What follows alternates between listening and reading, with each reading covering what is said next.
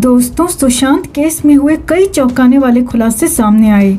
कई सबूत भी मिले, मगर फिर भी सुशांत मामले पर कोई कार्रवाई नहीं हुई। सब कुछ आंखों के सामने होते हुए भी सब कुछ इतना धुंधला सा है। इतने सबूत सामने होने पर भी न जाने किस बात की देरी है, किस बात का इंतजार है। सुशांत के लिए इंसाफ मांग रहे फैंस अब भी कई तरह के सवाल उठा रहे हैं कि ऐसा कैसे हो सकता है कि सुशांत 13 जून की रात को पार्टी करें और 14 की सुबह अपने साथ ऐसा कर लें, या 14 की सुबह पहले जूस पिएं और फिर अपनी जान लेने का सोचें। दूसरा सवाल जो लगातार फैंस उठाते रहे हैं और अब भी उठा रहे हैं कि सुशांत जहां पर आखिरी बार मिले उस कमरे में ना ही कोई टेबल था, न स्टूल और ना ही कोई कुर्सी, तो सुशांत पंखे तक कैसे पहुंचे? क्योंकि ये मानना नामुमकिन सा है कि सुशांत ने बेड पर खड़े होते हुए ही इस घटना को अंजाम दे दिया।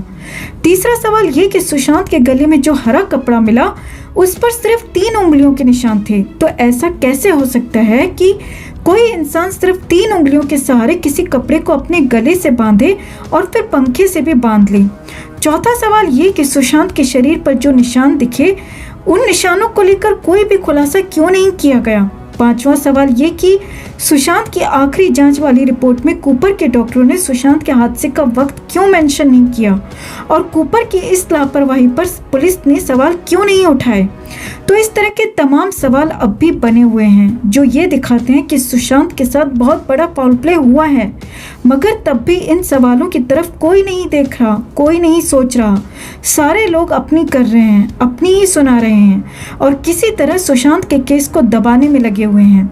एक और सवाल जो रह रहकर हम फैंस के मन में उठ रहा है कि सुशांत जिस घर में पहले रहा करते थे, जहां उन्हें डर लगने लगा था, तो आखिर उस घर में ऐसा क्या था जिसकी वजह से उन्हें वहां पर ऐसी फीलिंग आती थी और उनको वो घर छोड़ना पड़ा था?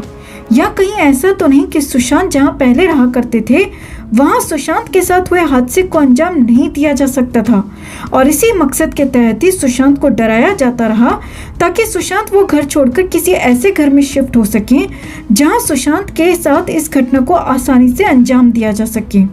क्या इसीलिए सुशांत के लिए ऐसा घर ढूंढा गया जहां उनके कमरे में सीक्रेट दरवाजा हो और वो लोग उस सीक्रेट दरवाजे के जरिए सुशांत के कमरे में दाखिल होकर सुशांत के साथ हुई घटना को अंजाम दे सकें? तो इस तरह के तमाम सवाल अब भी बने हुए हैं दोस्तों, मगर सच सामने नहीं आ पाया है। सीबीआई भी चुप है, बस एक एम्स की रिपोर्ट को मानकर मानो इस केस को बंद कर दिया गया है। लेकिन क्या आप ऐसा होने देंगे दोस्तों? क्या हम सुशांत को इंसाफ नहीं दिला पाएंगे? आपको क्या लगता है? कमेंट में ज़रूर बताएं। जस्टिस फॉर सुशांत के लिए इस खबर को ज़्यादा से ज़्यादा लाइक और शेयर करना ना भूलें। हर अपडेट के लिए बने रहे हमारे साथ, क्योंकि आप हैं तो हम हैं।